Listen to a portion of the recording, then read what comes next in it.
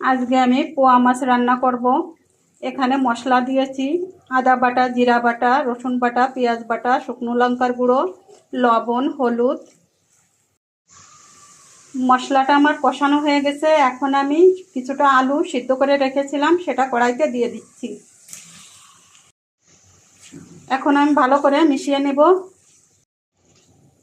মশলার সাথে আলুটা বেশ মিশানো হয়ে গেছে। এখন আমি জলটা দিয়ে দেব পরিমাণ মতো। জলটা আমি দিয়ে দিলাম। ঝোলটা ফুটে উঠেছে, এখন আমি ঢাকাটা উঠিয়ে দিলাম। এখন আমি মাছটা দিয়ে দিচ্ছি। কয়েক টুকরো কাঁচা লঙ্কা চিরা দিয়ে দিচ্ছি।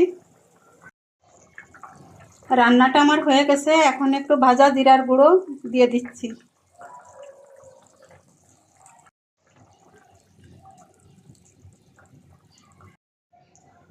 রান্নাটা কেমন হয়েছে কমেন্ট করে জানিয়ে দিও।